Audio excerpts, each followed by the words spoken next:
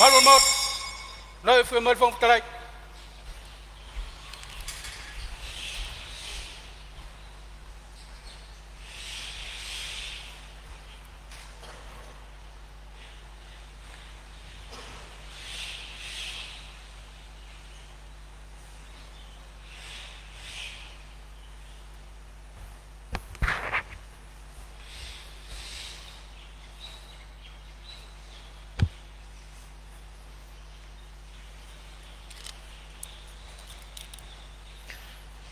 I le suafa pa ia o le tua, o le ona le malosi umalava. O le alofa e whavavau. Ona o le pule au le lalolangi e iai lea i le tua na o ia. E a fio i mea umalava, ma o le pulenga e whaonga ina e tangata anu ma le Palemene o Samoa. I totonu o tua oi na whaasinoina mai tu la fono le tua, o se tofi pa ia tu fasolo.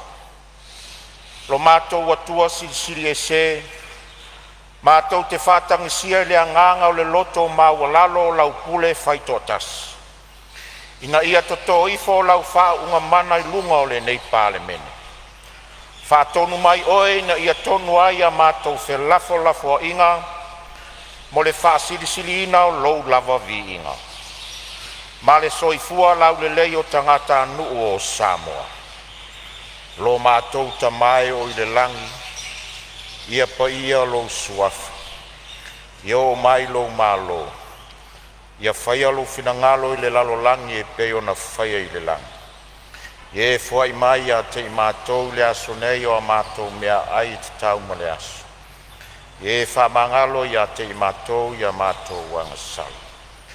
Peo i mātou foi na mātou whamangalo i nātu i e wanga leanga mai i a te i mātou. Awa foi taitaina i mātou ai le whao so songa, ai e la vea i a te i mātou ai le rea. Wa e o le malo ma le mana, a toa marivi i ngā e whawavau la. Amen.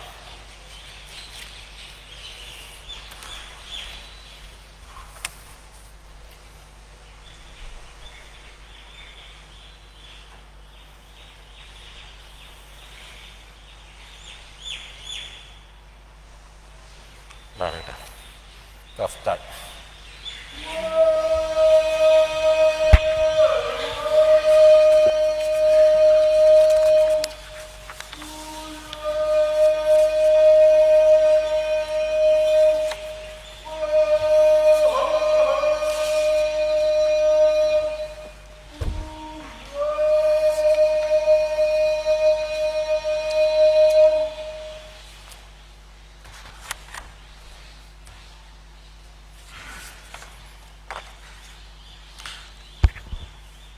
O te whasisilatu a matalia nei tau manga ar whono au whai tula whono.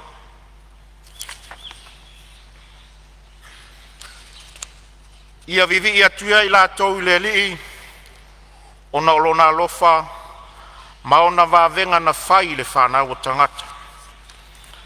Awana ia le peti pui apa ma mea, ma ua vai ina wha mau a mea. O le ua poto, na te tausia ia mea. E iloa i la tau o mea lofa leari. O le moni mauola lea o le nei aso. O le aso fou, o le malosi fou, ma le ola fou. Ina ua ia tatala wha manuianga o le langi o le nei aso fou mo i tātou. O lea ua lo fia maunga taliutu, ai la langa maunga wha whailoa i malama. Ua whetalia i fo i le atu langi, awa o lea ua utu matangi i le liu o le sā. Na pale whengai ma le maunga o taimasa. Ua maleifua mai whangunga le leire pa ia o le Palemene, ma o tātou toe whealo ai i le manuia. Tu maua tupea vi ia le vi inga o le whamanu ma le whane tanga ia te ia e le au noa. I le suafa manu malo Yesu Keriso le ao le kalesia o te whata alofa atua i le tūlanga aloa ia.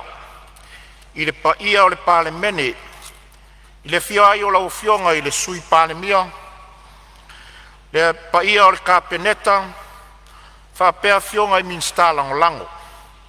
Fiolau fionga le taitai o le tuangai, sui taitai, ma le mamalu o sui fono le pae ina lona se fulu ma le vatu. Ma alore soifua manuia ma le langi e mama. Talo sia ia I le whamalolonga le atua, lo tātou vala ai ma le fionga I le Palemene. Taitai o le malo, ona o sa ilinga matangi I atunu mamau.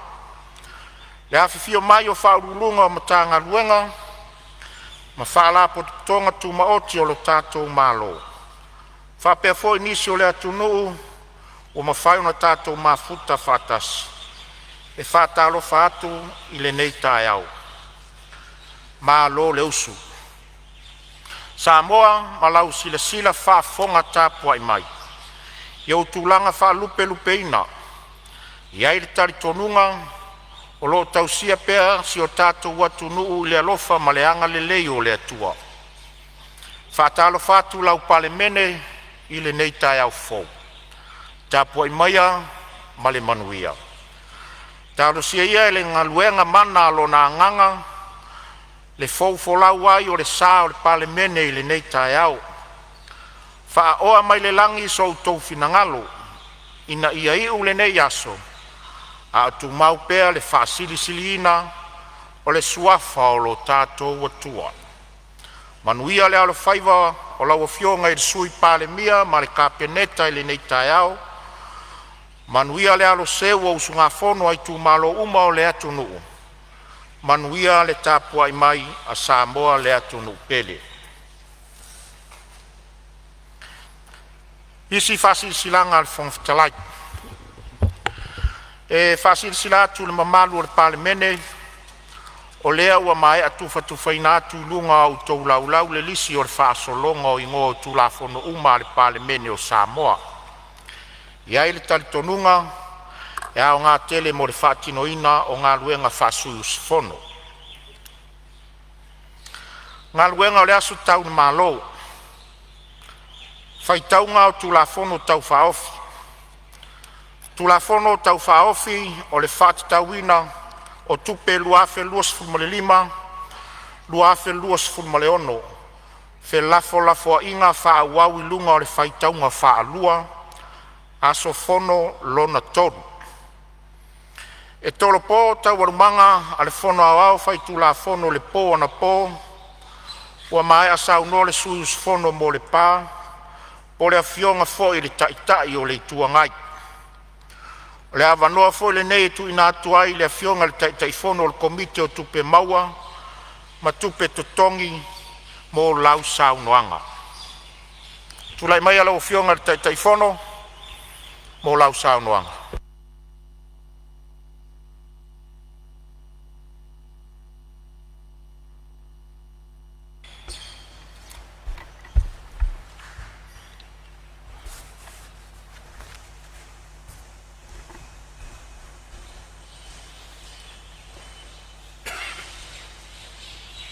Tulona ia le tae au a ula, ma le aso ua mamalu. A fou alanga, e lilia le vau mamala, a wā o Samoa o le aturu tofi. Tulona le paia ma le mamalu o suius fono uma, o le fono a wau whaitula fono o Samoa. Le afio la wafionga I le Fonotaga. Ai whapea la wafionga I le sui Fonotaga. Afio la wafionga I le li Palemene. Whaftai le anga leo le tua soifua. Ua maua tala, ua whaafoisia lo malos. Matoyo se anga o na tātou toe wheloa I lea. A fiolo fionga I le sui Palemene, ai whapea le mamalu o le kapeneta, ma le ainga o minsta langolango. A fiolo fionga le taitai o le tuangai, ma le sui taitai. Ai whapea lo fionga I le sau whapito, ma le mamalu o sui fono o le Palemene. A fio lo fionga e fai lau tusi o le ofisa o le fono au fai tu la fono. Ai fa pea ofisa silum tanga luenga fala putonga le malo o lo tau fai tofu sao a wanga luenga e fa le lea tili ai si o tatou atunu. Tu launa lo fionga le malu le malo Samoa ma lau masiofa.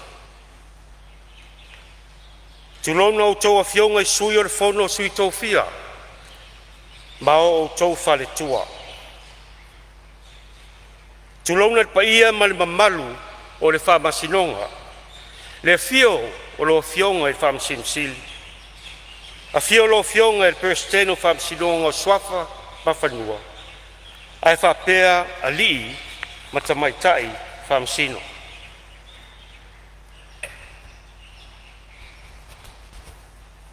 O mamalu sa uo o le tapo inga Samoa. A wā le fala na fofola. O tama ma o lato wainga, a inga ma lato tama. Le fala tau lafo, o pulem tu mua i tu au ma la taua, a inga le tai ma le vaa o fonti. E le ngalo fo i le whanonua manu i le lai tu o le vasa. I le taftolu o le whainga malo a tutuila ma manua. A wale wha alele ngā fulu i le paia o le whale ngā fulu ma le manua tele. Ua ta manatu lo fionga le whongwhitalai. Nunu atuia i o mauta pong sā, mauta whai le leoa, sā mwhai ngā.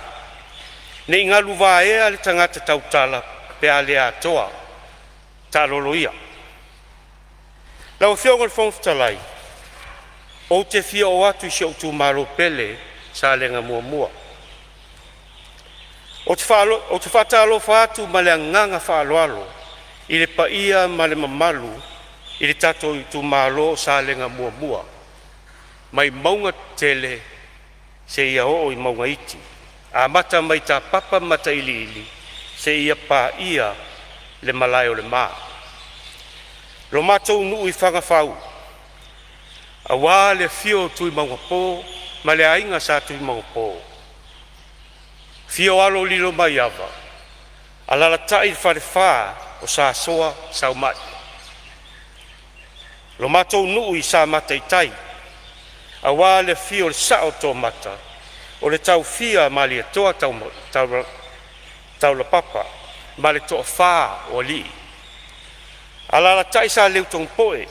Na lima matua i whalu polu e whā o tō whinga. Lo matou nuu i sa mata iuta. A wā le a fio tō tolu a li. A lala tai le nofo i tua inga i a sa leu tōng poe. Lo matou nuu i whonga tuli. A wā le fio a fualo ma le tō tolu o walo.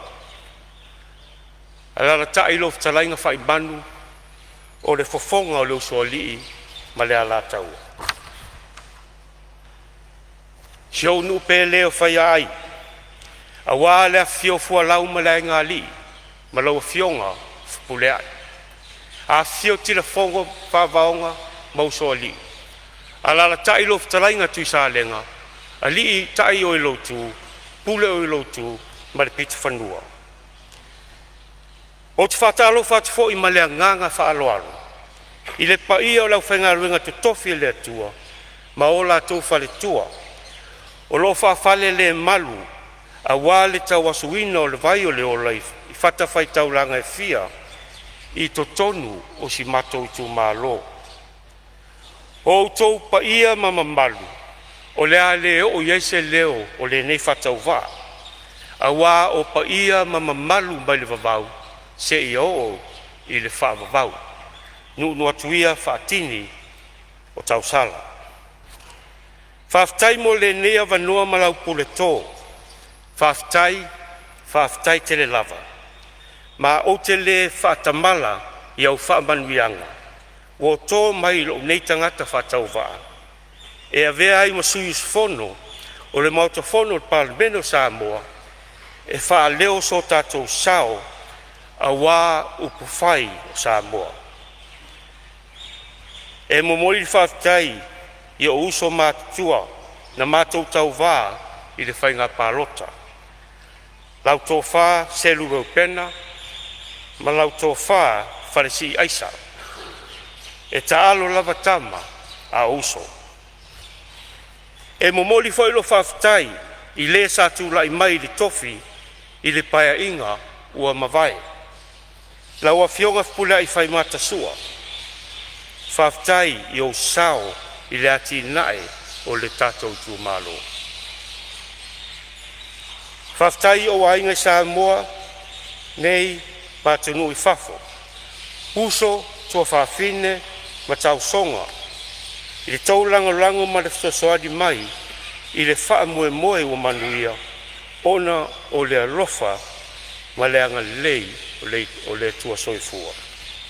Nā i o tina ia taua i polu Maxine ma taima langi wha ngalampa.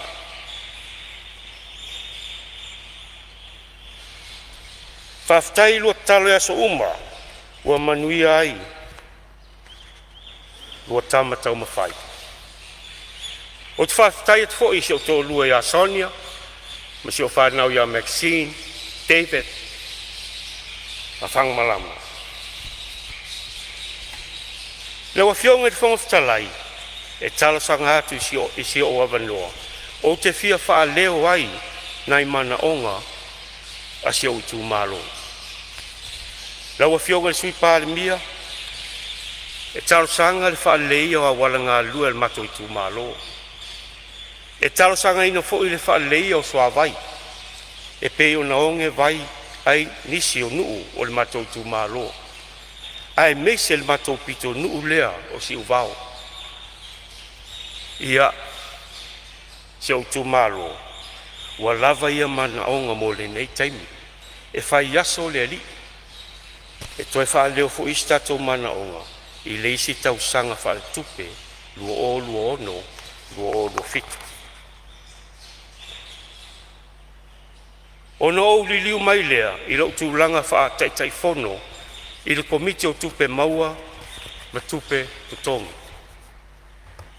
Lau a fionga le whongwhitalai, e tūsa im tūla fono tū mau se lau fitu lua, i matawha i oi tau ave al komiti o tupe maua ma tupe tutongi, o te tau tala ma le whaaloalo, i ilo i longa ma sa i linga, sa whaatino el komiti, i le lua vai aso, ua mawai.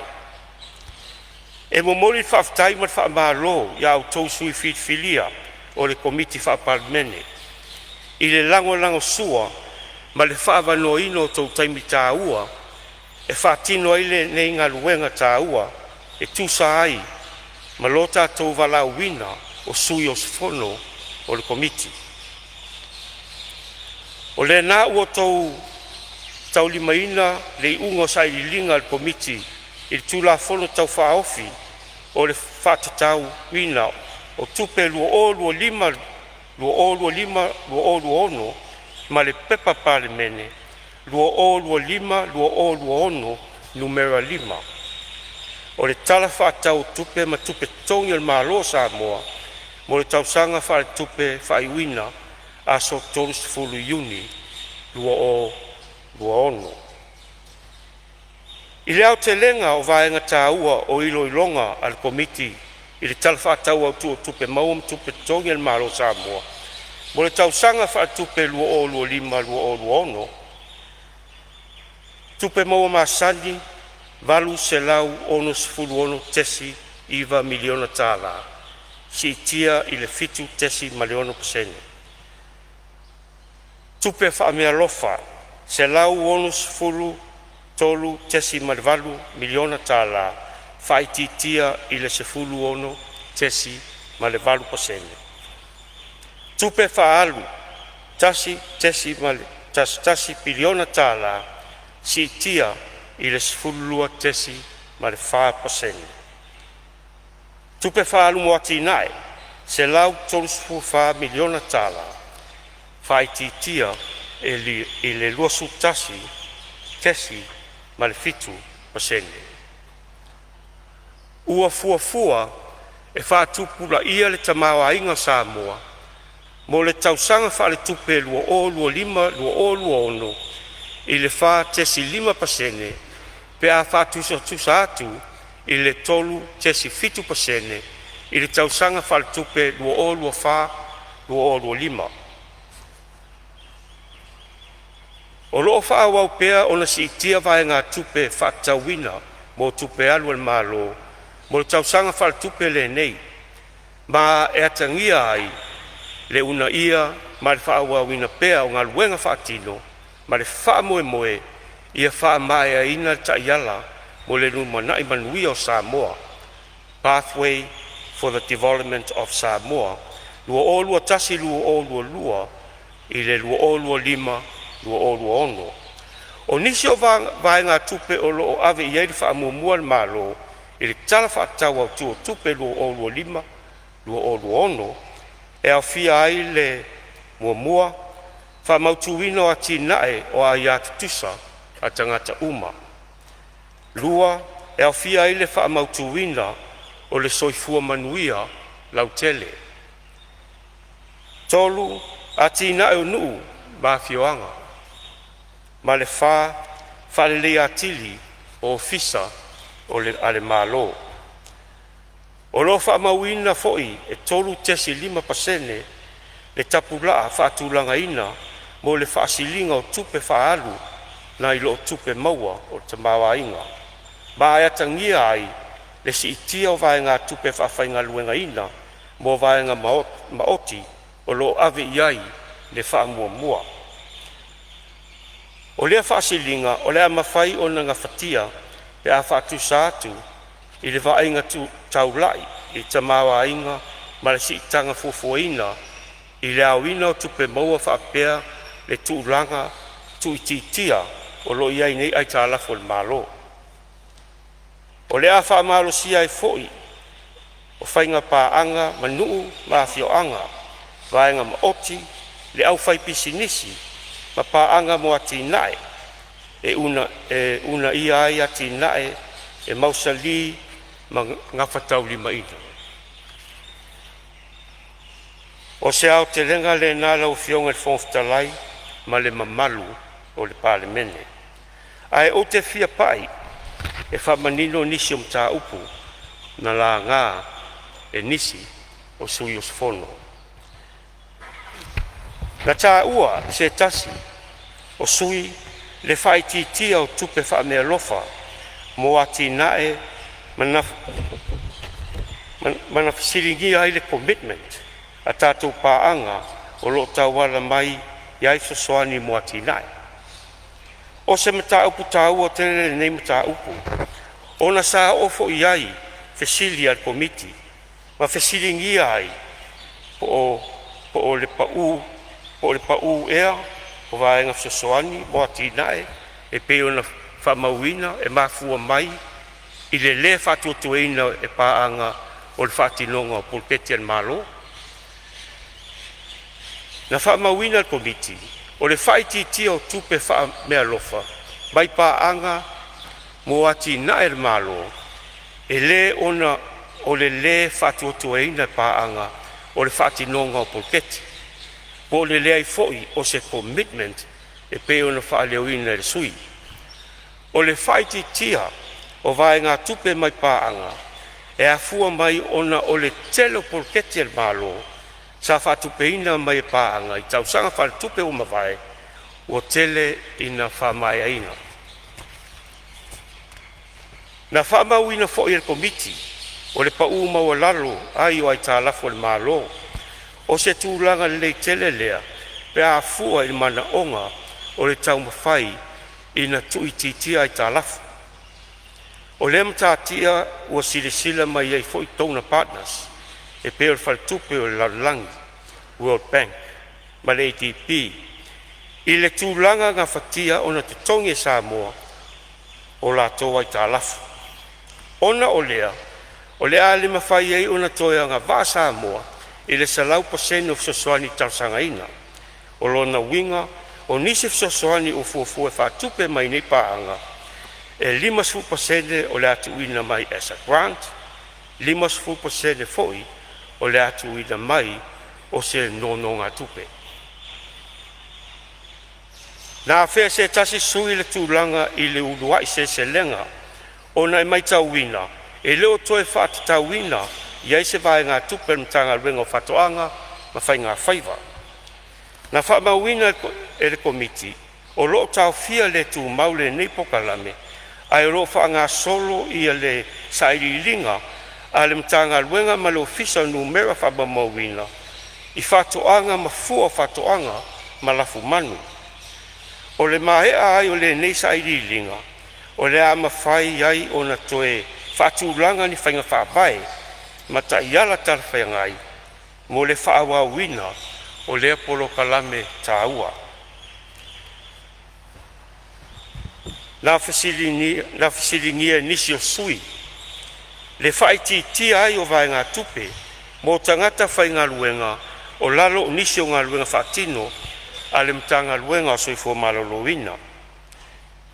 Na wha mawina el komiti, e mafole nei suinga, ona o le whetuna inga wa vanua whai ngā luenga, e tusa mai loilonga al komisio tangata whai ngā luenga al malo, ua tu whata si ai nisi a vanua whai ngā luenga, mai le au nanga o le tonga fitinga o ngase, output 11, mai le au nanga lango i le whale mai, output 5.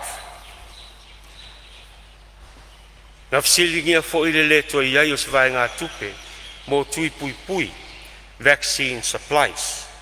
Mana wha mawina al komiti, o le vai ngā tupe, o tu i nātu i lalo ngā luenga whatino, mo le vai ngā pokalame, mo le soifua malolo ina lei, ma inga, manuia, National Health Wellness and Family Health Services, output sfunuiva. O na mulu ai lea o se whamtalanga al komiti.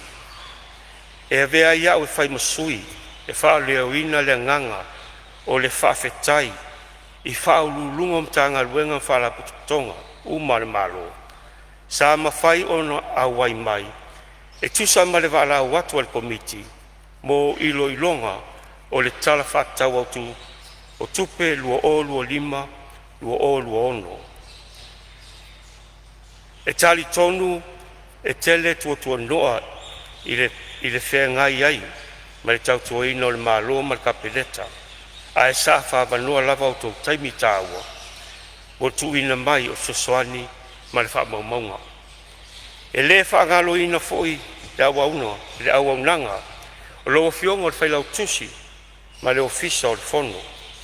Whaftai mo le tautua ina Fonotaga le komiti, i le nei lua vai aso, au whaanga solo ana i loilonga.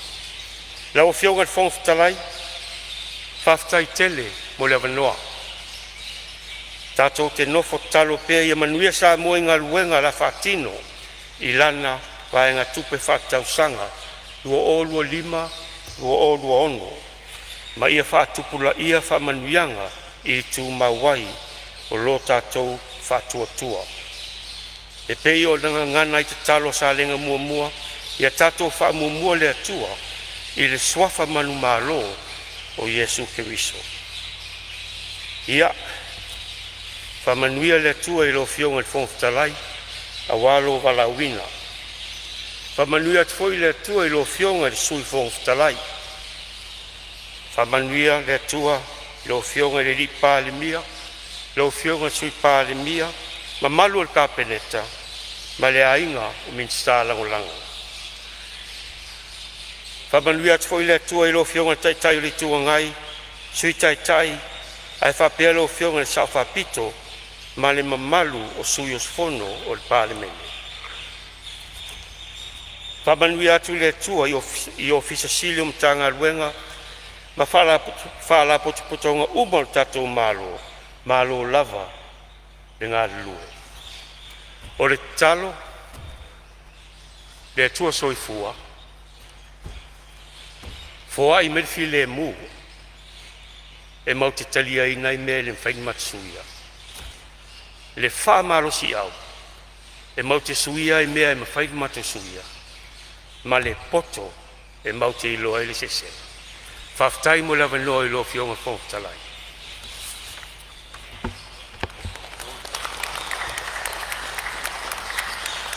E mamoli atu whaftai tele alen foa.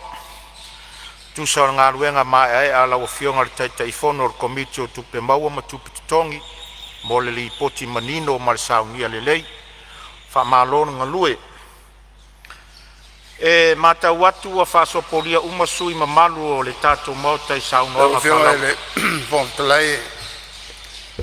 Ia, mole ia se fasili e fia tu inatu i le te fono whaltau lan saunanga sa le whalavelave ona i le ngata o le saunanga whatai te fono komiti o tupe e whaltau latu ripoti e whautua nai i al mamalu o le Fonotaga le nei ai o lana ua i saunoaga foi lea saunoa faataupou lalalana o faatali ai seʻi uma ona ou tulai atu lea e fia fai se fasili i le latou galuega o le fasili e laʻu matau le saunoaga atoa e lei se whautuanga e tasi o au maia i le tau ripoti. E whautua mai ai le Palemene le nei e tūlanga mo le latu ngā ruenga e maise ni whale tonu o lo matawina. E lei lani whautuanga o mai ana stua lalo mo le angai lumanai se i taltala noa e whaululunga mta ngā ruenga.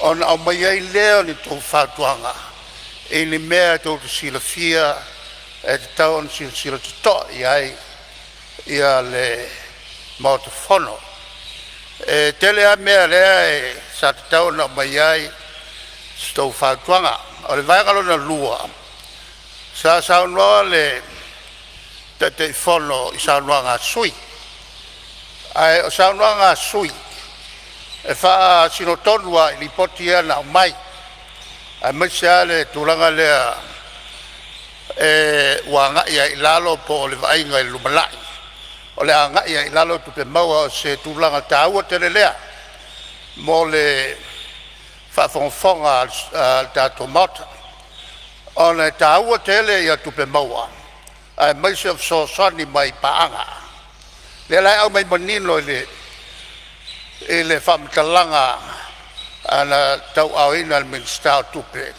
Le anga i lalo i le lato vaai le lumanai. Of so swani e au mai. Ona e whoringa o tātou te leo toi mo mien so swani. Ai e le i whengai le whainga malo leo le fast. Ma whala velave ma tautia. E tai pei o le tsunami. E tai pei o a whāti tele le ofa, Valeria, Malesi, a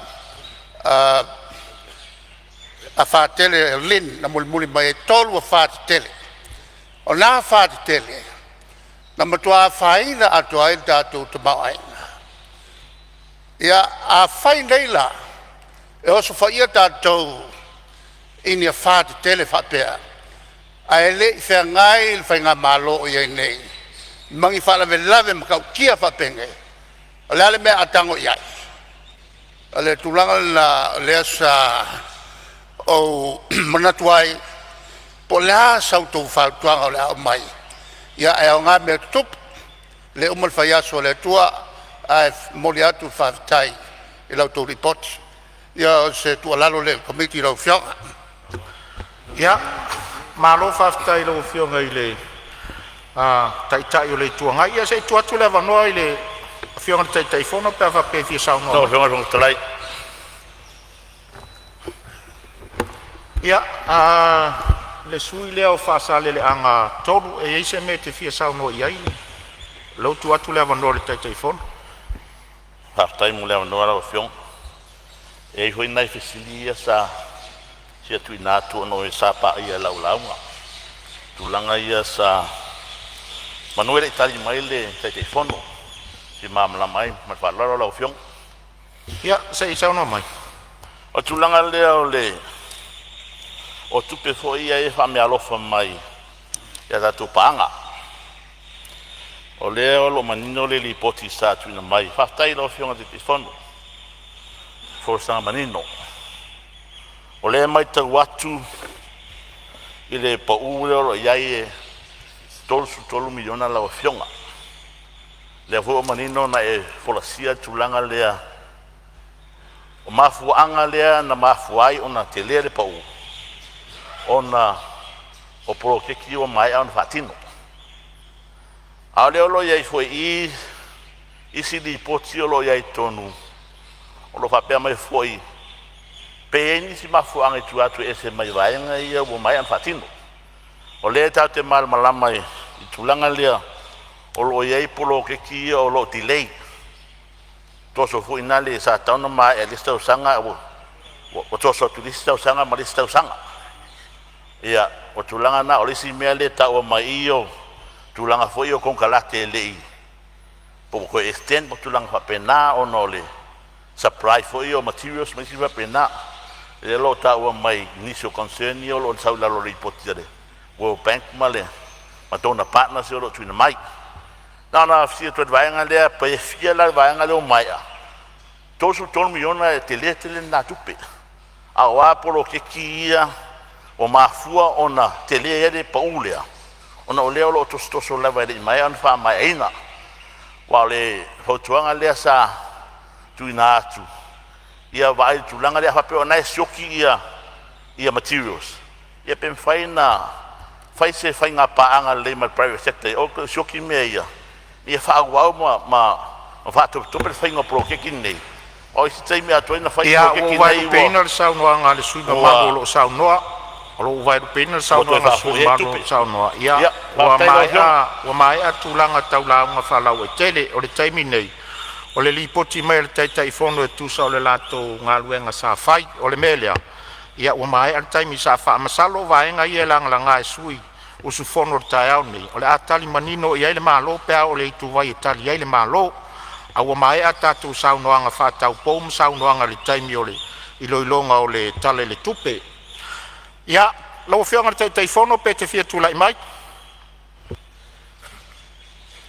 Lau fionga i le fonftalai e faftai i lau fionga tai o le tuangai fa malulu watu pe fa pe e le to lau watu fautuanga o lo i te tonu le lipoti ia fautuanga o lo ave falap i matanga luenga ma falap tuanga taitasi o le tato malo lo fionga fonftalai o isim tau pung la ngā mai ia siri tati atu se itali e pa ia mal malu kapineta mal whaalol te lapu faftai lo fionga le tai fono committee ia tula mai lo fionga le sui parmio e pulanga le na io ele lo ia pion sa no le fionga tai fono io la nganga le na so to i male nganga fa lo io le mauta le foi wata penale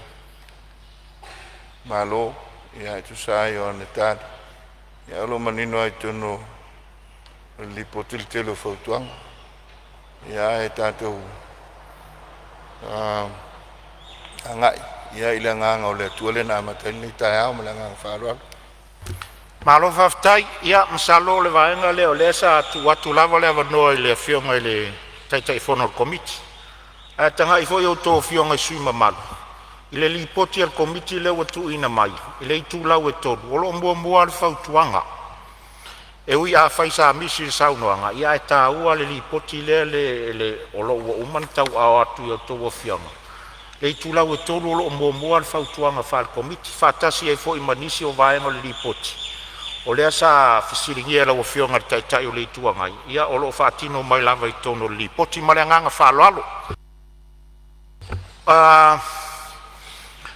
ele toi tau failo le telo mta upulanga ngai saunoanga le tato mota ona ia ile o le manatu le avano le mo le malo e tali fuai tau wai mta upu sala ngai sui mamalu o te tāpala o fionga sui Palemene mo le whaasolonga o tali a le malo. Aftai tele, lau whionga Fonotaga, mo mātua wanoa. I nei tai au, pia ma fo ilo mātou, whanau nau te inga, ia I le taulanga sitia, I le tai au sola. E na nau ai le nganga o le atua o li tia, a tātou Fonotaga. E lea e, le nganga whaafitai. E au na tau whala lanu sa mātou, ngona I le poana po, ia I le nganga whaafitai le nei Palemene.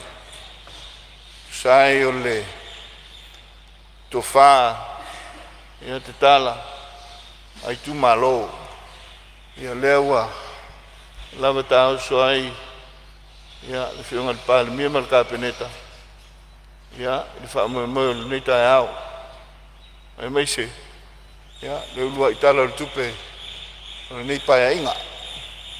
Se teimi o atu se ngona whaafitai lo nao te lenga, ai whaafitai tele lau whionga te fono, ia man pai o le komiti. Ia, e tu sai o le ngā ruenga, e le whaingo fie, o le tofa lava lea sa moa le utatala, tau ala mai sui mamalu o le Palemene, ia lea ua o pe mota, awa ngā ruenga whatino, whionga le Palemene ma le kapeneta, awa se sa moa manuia. O whionga I le Fonotaga e manino ai le whaafonga na whionga le Palemene ma le kapeneta, ia e nau te inga. Ina ia tina e manuia se tata o tudo. Ia e te nane lea tātou te pataula I le lumana. Fuafuanga. Ina ia manuia le lumana ia maise.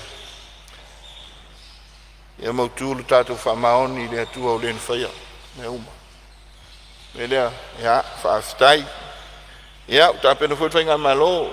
Mo le whaasolonga peo na. Ia, o lea te mua le lai tua le malu, ia, le sunga le filufi, sunga le minsta, ia, ona whai ima le nei pito, lau whionga le talai, ia, manuia le Fonotaga le aso. Whaftai lau whionga, ia, o leo manato le atamua mai le lai tua le mota, ia sao no ia lau whionga le minsta. Tina mata mai tai, a tina anu maanga fisotai, manuia le sao noanga.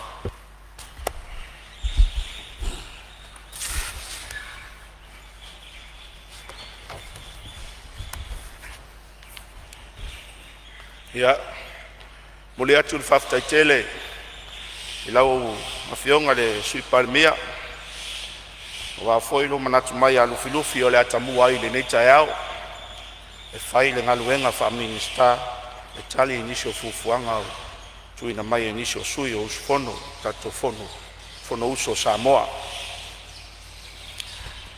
A taltonu e le o le tulanga, au lava na o whaia se upu, au wao mea masani e pe o le launga whatau pou o sui I fou.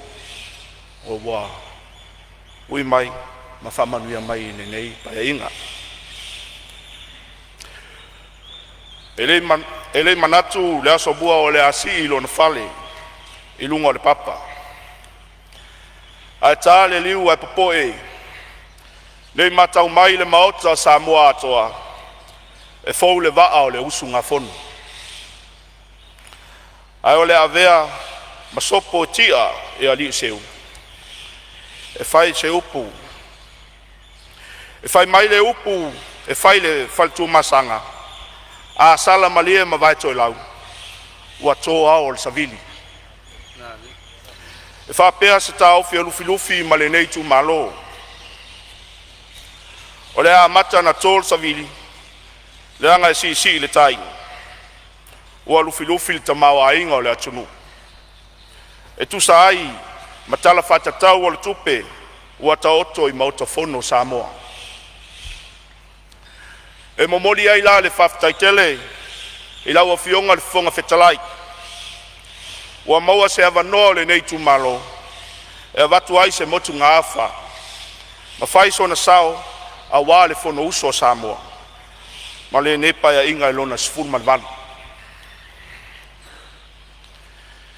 E fai mai upu o le launga fa amu ia Yesu I lunga le maunga.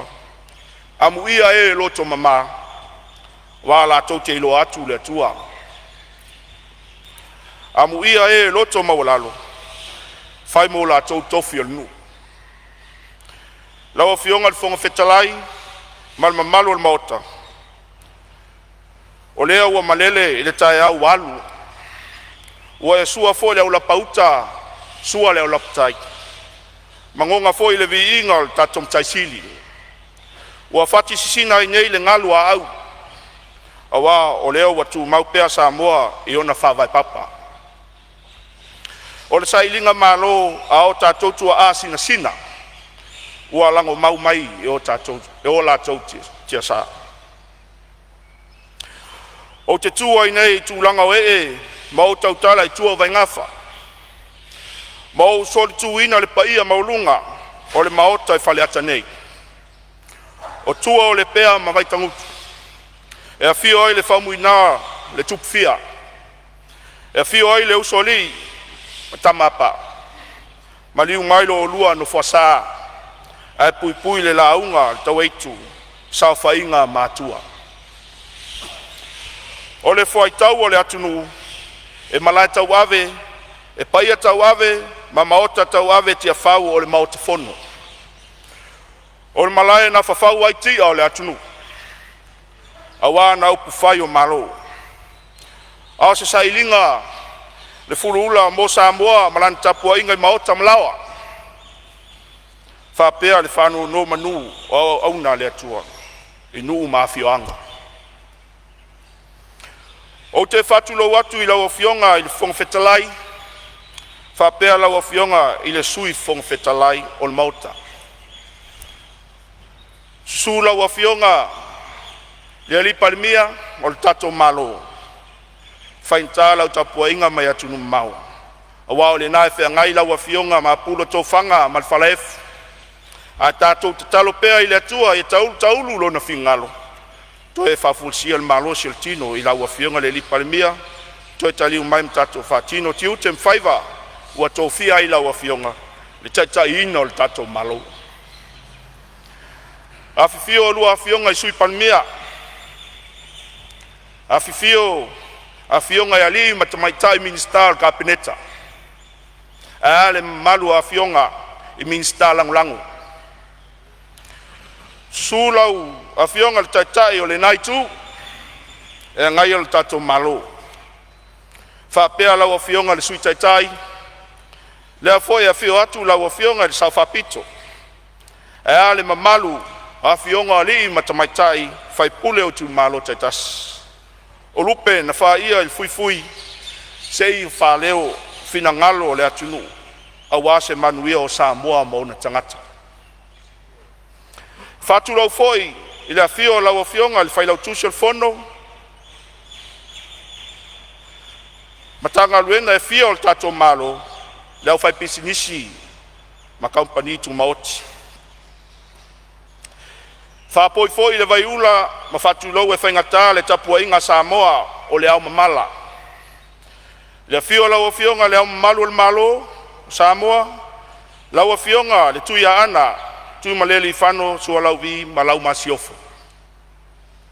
A fifio a fionga I sui o le fono ma sui tōfia ma o tō faltua. Fio lau a fionga le whamasino sili.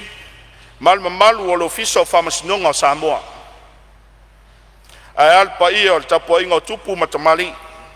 Whapea Samoa I lona au au tele. Le whangalo ina foi ta ea nai atua. Awale ngaluenga le au whaitatalo bo e manuia I le atunu.